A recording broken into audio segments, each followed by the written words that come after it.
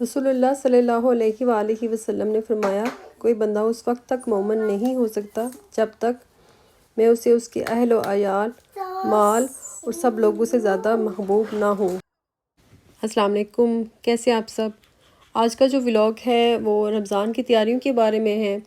जैसे कि आप सबको पता है कि माशाल्लाह से रमज़ान का बाबरकत महीना आने वाला है और अल्लाह ताला से दुआ है कि अल्लाह ताला हम सबको इसकी रहमतें और बरकतें समेटना नसीब करे और हमारी ज़िंदगी में ये महीना बार बार आता रहे, आमीन। रमज़ान की मेरी जो बेसिकली तैयारी होती है वो ये होती है कि मैं घर को अच्छा सा साफ़ करती हूँ और कोशिश करती हूँ कि सारे ज़रूरी काम जो हैं वो पहले निपटा लूँ। खाने पकाने की मेरी कोई इतनी ख़ास तैयारी नहीं होती क्योंकि हमेशा जो है फ्रीज़र में फ़्रोज़न फूड होता ही है।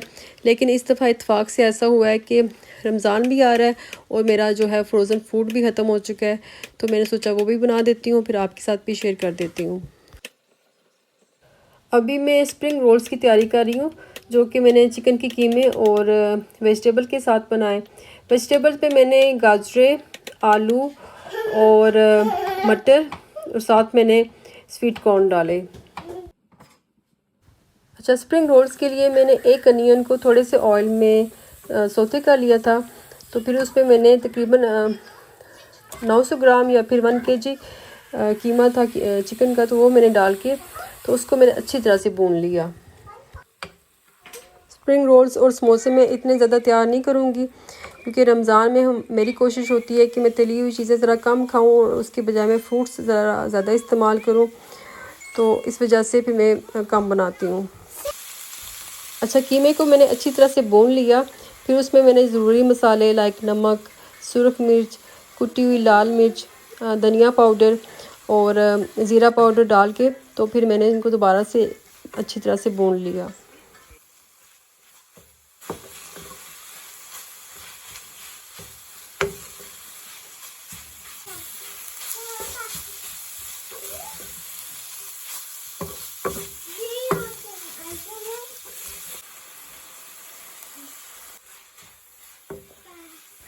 थोड़ी सी मैंने हरी मिर्ची डाली और जो वेजिटेबल्स थी उनको मैंने उबाला हुआ था पहले ही, और थोड़ा थोड़ा करके डालती जा रही थी मैं, ताकि ये ना हो कि बस वो वेजिटेबल्स ही नज़र आए और कीमा की नज़र ही ना आए।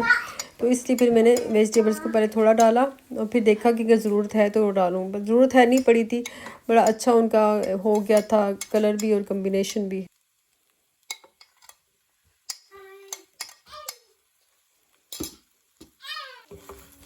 यहाँ पे वेजिटेबल्स को अच्छी तरह से कीमे के अंदर मिक्स करना है।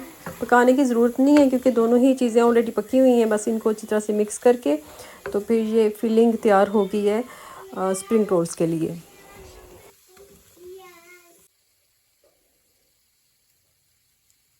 अच्छा जी, स्प्रिंग रोल्स की फिलिंग तैयार करने के बाद अब मैं समोसों की फिलिंग तैयार करूँगी।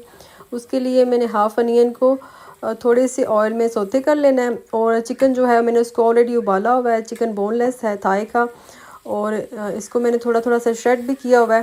ज़्यादा मैंने नहीं किया क्योंकि जब मैं इसको थोड़ा सा भूनूंगी और मसाला वगैरह डाल के मिक्स करूँगी तो ये और ज़्यादा श्रेड हो जाएगा, तो इस वजह से मैंने इसको ज़्यादा श्रेड नहीं किया। देखिए कितने अच्छे इसके रेशे बनते जा रहे हैं।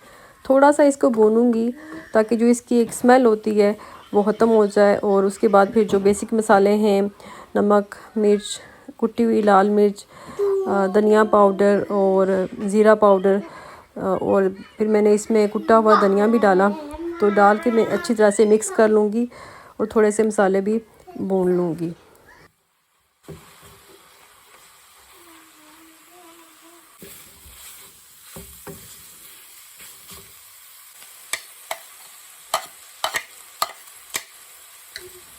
थोड़ी सी मैंने इसमें हरी मिर्ची डाली जिनको मैंने अच्छी तरह से मिक्स किया, और इसके बाद मैं इसमें डालूँगी उबले हुए आलू जो कि मैंने उबाल के रखे हुए और मैश भी थोड़े थोड़े से किए हुए। अब आलू डाल के तो मैं इनको बस अच्छा सा मिक्स करूँगी और फिर ये समोसों की फीलिंग तैयार हो गई है। ये मेरी बाजी की रेसिपी है। इस तरह से समोसे बनाना मैंने अपनी बाजी से सीखा। आप उसी वक्त इसको तैयार करके फ्राई भी कर सकते हैं और आप इसको फ्रीज़ भी कर सकते हैं, दोनों ही तरह से बहुत अच्छे बनते हैं।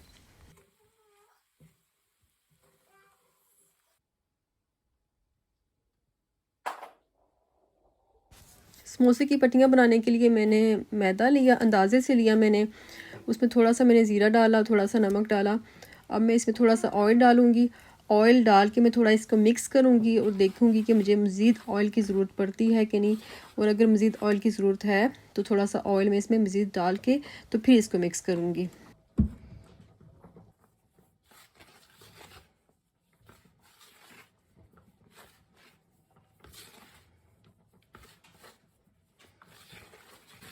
अच्छा, इस तरह से करना है कि ऑयल को मैदे के अंदर अच्छी तरह से मिक्स कर लेना है।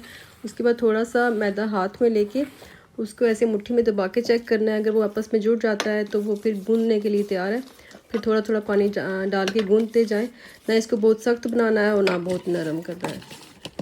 ये मैं फ्रीज़ करने के लिए तैयार कर रही हूँ क्योंकि मैंने इसकी रोटियां बना के तो तवे पे सेकनी है। लेकिन अगर मैंने उसी वक्त इसको फ्राई करना होता, फ्रीज़ ना करना होता, तो मैं डो को काफ़ी सख्त रखती ताकि वो फिलिंग उनकी आसानी से हो जाए। अच्छा जी, ये मेरा चाय का टाइम हो गया। काफ़ी देर से काम कर रही थी, तो चाय पी और थोड़ा सा रिलैक्स किया, फिर अगला काम करना शुरू किया मैंने।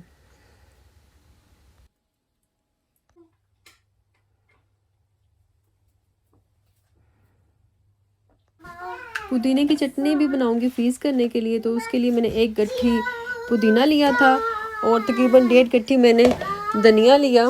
पुदीने के हाली मैंने पत्ते लिए और धनिया को मैंने काट के तो अच्छी तरह से दोनों को धो के तो ब्लेंडर में डाल दिया।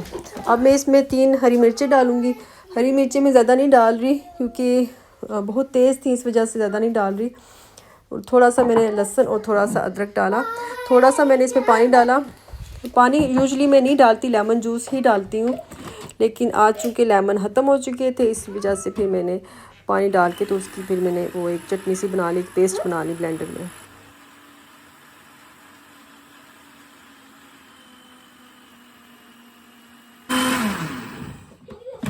मिंट सॉस तैयार हो गई है। अब इसको मैं आइस क्यूब ट्रे में डाल के तो फ्रीज़ होने के लिए रख दूँगी और जब ये फ्रीज़ हो जाएगी तो फिर मैं इसको फूड बैग में डाल के तो रख दूँगी।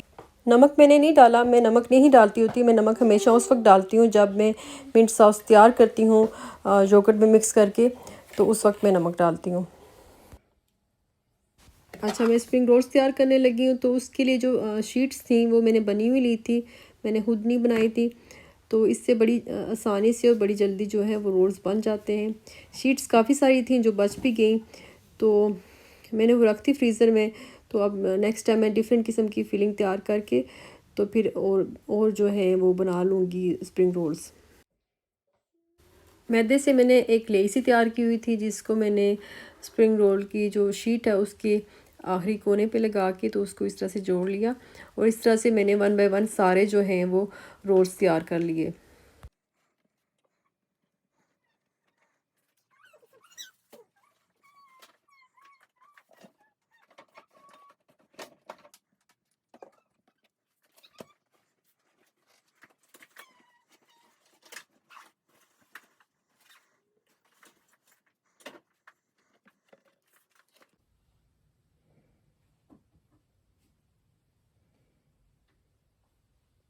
रोल्स तैयार हो गए और मेरे पास जितनी फीलिंग थी उससे जितने बन सकते थे मैंने बनाए और इनको अब मैं फूड बैग में डाल के तो फ्रीज़र में रख दूँगी। अब मैं समोसे बनाने की तैयारी करने लगी हूँ। तो उसके लिए मैं समोसे की जो शीट है, समोसे की रोटी जो है वो मैं बेलूँगी। इसको जितना ही बारीक बेलें उतना ही अच्छा होता है क्योंकि जब इसको तवे पे डालते हैं तो थोड़ी सी उसमें थिकनेस आ जाती है। तो मैं बहुत ज़्यादा इसको बारीक नहीं करूँगी क्योंकि मेरे हस्बैंड उस तरह के समोसे फिर पसंद नहीं करते। तो मैं एक दरमियानी सी ही रोटी बेल के जो बहुत ज़्यादा थिक भी ना हो और बहुत ज़्यादा थिन भी ना हो। अच्छा, रोटी को ज़्यादा पकाना नहीं है, बस उसका कच्चापन ख़त्म करना है। उसके लिए 2-4 सेकंड एक साइड पे और 2-4 सेकंड दूसरी साइड पे देना काफ़ी होता है। लेकिन चूँकि मेरा जो स्टोव है वो इलेक्ट्रिक है तो ये ज़्यादा हीट अप नहीं होता, इसलिए मैं बार बार साइड्स चेंज कर रही हूँ बस इसका कच्चापन ख़त्म करने के लिए।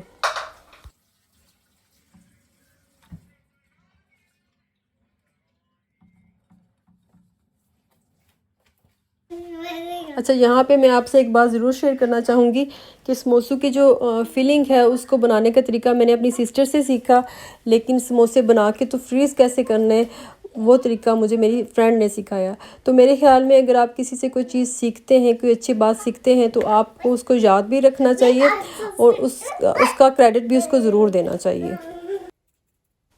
समोसों की फिलिंग की बारी आई तो मैंने उसकी जो शीट है उसको कोन की शेप में बना के उसकी फिलिंग करके तो उसको मैंने इस तरह से लेग के साथ जोड़ के समोसा तैयार कर लिया और इसी तरह से मैंने बाकी समोसे भी तैयार कर लिए। बहुत आसान होता है समोसे बनाना, अगर किसी ने कभी नहीं भी ना बनाए तो वो भी सिंपल से स्टेप फॉलो करके तो वो भी बना सकता है।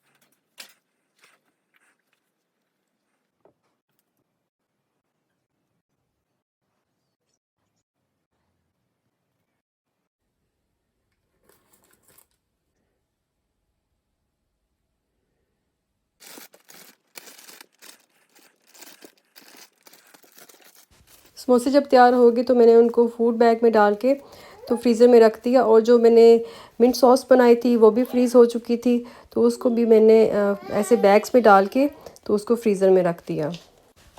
अच्छा, सुबह से लेकर शाम तक काम किया तो अब मज़ीद काम करने का ना तो मूड था ना हिम्मत थी, लेकिन आलू की टिक्कियों की फरमाइश आई तो फिर मैं उसकी तैयारी में लग गई।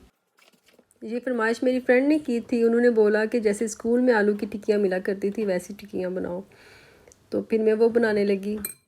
टिक्कियाँ बनाने के लिए मैंने बेसन का बैटर तैयार करना है। उसके लिए मैंने बेसन लिया, थोड़ी सी उसमें मैंने कुटी हुई लाल मिर्च डाली, नमक हस्बे ज़ायका, थोड़ी सी मैंने अजवाइन भी डाली और धनिया पाउडर और ज़ीरा पाउडर डाल दिया। फिर उसमें मैंने पानी डाला और उसको मैंने मिक्स करके उसका बैटर तैयार कर लिया।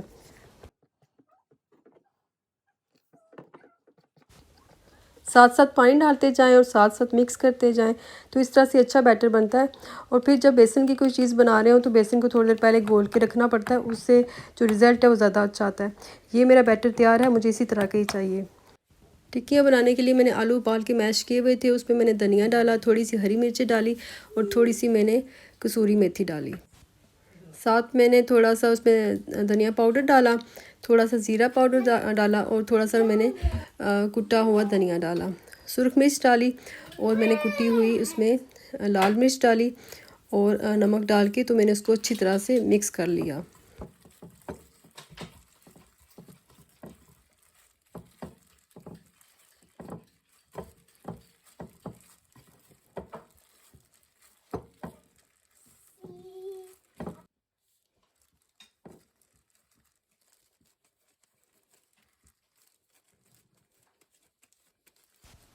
मसाले को अच्छी तरह से मिक्स करके फिर मैंने उसकी मुनासिब साइज़ की टिक्कियाँ बना ली और फिर इनको एक एक करके बेसन के बैटर में जो मैंने थोड़ी देर पहले तैयार किया था डिप करके तो इनको मैंने फ्राई कर लिया। फ्राई मैंने इस तरह से किया था कि ना तो वो बहुत ज़्यादा डीप फ्राई था, ना ही वो शैलो फ्राई था। जिस तरह से हम कबाब फ्राई करते हैं बस उतनी ही क्वांटिटी में ऑयल लेके तो उसमें मैंने टिक्कियाँ फ्राई की।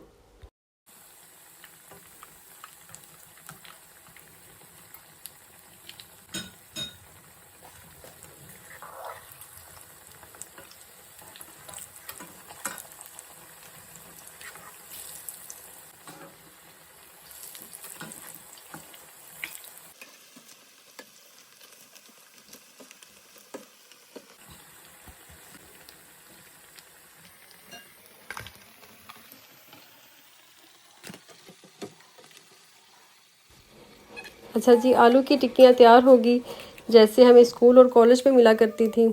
तो इनके साथ साथ मैंने अपने लिए दही बड़े भी बनाए जो बहुत मज़े के बने।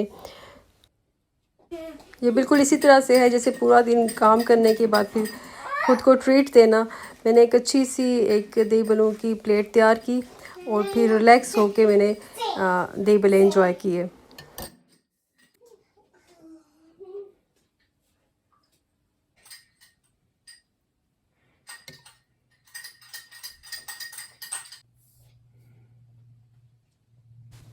आज का व्लॉग बस यहाँ पे मुकम्मल हुआ। अपना बहुत सा ख्याल रखें और मेरा चैनल ज़रूर सब्सक्राइब करें और मेरी वीडियोस देखते रहें। अल्लाह हाफिज़।